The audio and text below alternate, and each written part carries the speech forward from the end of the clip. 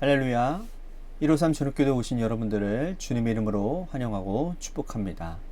오늘도 귀하고 복된 저녁 하나님께서 우리 가운데 함께 하심을 경험하는 귀한 복된 기도 시간이 되기를 간절히 소망했습니다. 먼저 하나님의 말씀 보도록 합니다.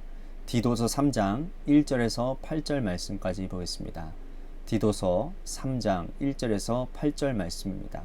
우리 같이 한 목소리로 다 함께 봉독하도록 하겠습니다. 시작. 너는 그들로 하여금 통치자들과 권세 잡은 자들에게 복종하며 순종하며 모든 선한 일을 행하기를 준비하게 하며 아무도 비방하지 말며 다투지 말며 관용하며 범사의 온유함을 모든 사람에게 나타낼 것을 기억하라.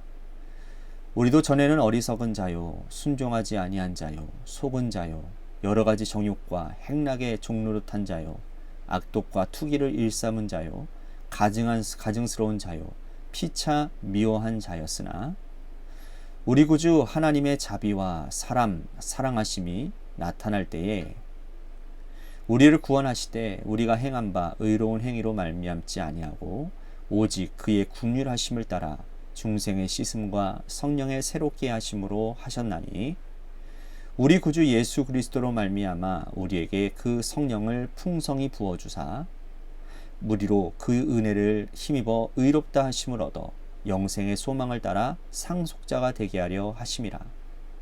이 말이 미쁘도다. 원하건대 너는 이 여러 것에 대하여 굳세게 말하라. 이는 하나님을 믿는 자들로 하여금 조심하여 선한 일을 힘쓰게 하려 함이라. 이것은 아름다우며 사람들에게 유익하니라. 아멘. 세상은요 창의적인 인재를 구하는데 혈안이 되어져 있습니다. 요즘은 4차 산업시대라고 하지 않습니까? 4차 산업시대의 특징은 뭐냐면 이제는 기계들이 모든 것들을 감당하는 거예요. 그래서 여러분들 요즘 핵심 많은 이렇게 IT 기업이나 많은 대기업들이 관심 있어 하고 또 이것에 몰두하는 것이 무엇입니까? AI라는 그런 기술 아닙니까? AI 기술. 그래서 모든 것들이 이제는 컴퓨터나 기계를 통해서 우리 인간이 할 수 있는 것들의 이제는 앞으로 모든 우리 인간이 할 수 있는 직업 중에 50%가 줄어든다고 합니다. 30년 안에. 그러니까 이제는 기계들이 다 하는 거예요. 컴퓨터가 다 하는 거예요. 그러니까 이제는 뭐만 남을 수밖에 없느냐? 어떤 전문직이라든지 정말 인간만이 할 수 있는 것, 창의적인 것들, 그런 것들이 이제는 대두가 되어지는 그런 시대가 되었습니다. 그렇기 때문에 세상은 이제는 창의력을 발휘하는 사람들을 높이 평가합니다. 그래서 학교 안에서도요, 아이들이 그저 예전에는 그냥 맹목적으로 우리들이 주입식 교육을 했다고 한다면 이제는 아이들에게 생각할 거리들을 만들어내더라고요. 그래서 얼마 전에 우리 하소미에게 숙제가 있는데 그 숙제가 뭐냐면 창작 동화를 만드는 거예요. 그러니까 스스로 동화를 만들어내는 거죠.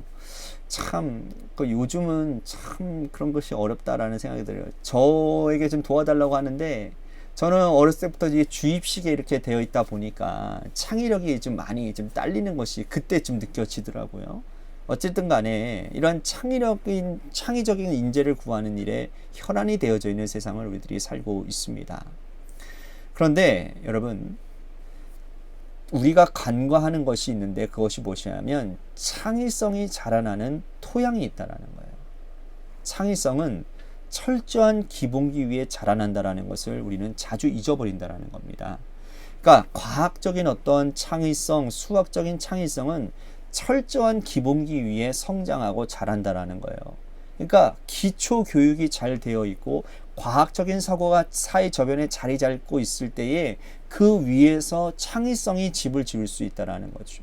여러분, 운동도 마찬가지예요. 축구 선수가요, 창의적인 플레이를 하려면요, 기본기가 잘 되어져 있어야 합니다. 자, 오늘 본문에서 바울은 목회자 디도에게 기본기를 강조하고 있습니다. 목회자로서 어떤 자세를 가져야 하는지, 하나님 앞에 영광이 되고 또 믿지 않는 사람들에게 선한 영향을 끼칠 수 있는지를 강조하고 있다는 거죠. 응변이나 아니면 상황에 따른 대처 논리를 지금 얘기하고 있지 않습니다. 여러분, 임기응변은요, 기본기를 잘 갖추면 자연스럽게 발현되어지기 때문입니다. 바울이 말하는 목회적인 기본기는 무엇인지 오늘 우리들이 말씀을 통해서 살펴보기를 원하는데요. 자, 1절 말씀 보십시오. 너는 그들로 하여금 통치자들과 권세 잡은 자들에게 복종하며 순종하며 모든 선한 일 행하기를 준비하게 하며.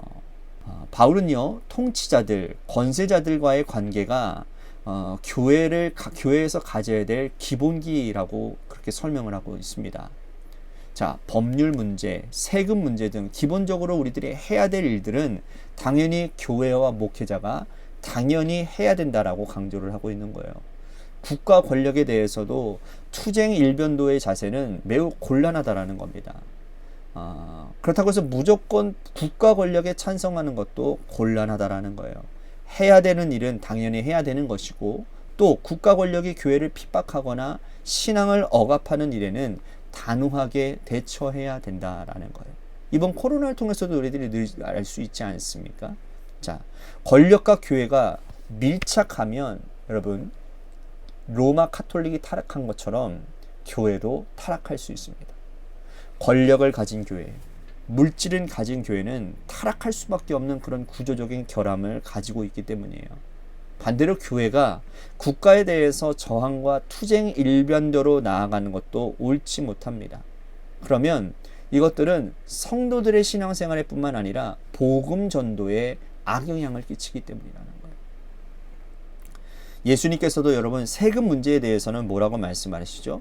가이사의 것은 가이사에게, 하나님의 것은 하나님에게 라고 그렇게 말씀을 하지 않습니까?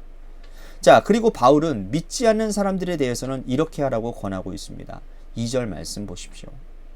아무도 비방하지 말며 다투지 말며 관용하며 범사의 온유함을 모든 사람에게 나타낼 것을 기억하게 하라. 온유함을 모든 사람들에게 나타내야 될 것을 가르치고 있습니다. 여기서 말하는 온유는 길들어진 야생 생물의 성품을 말합니다.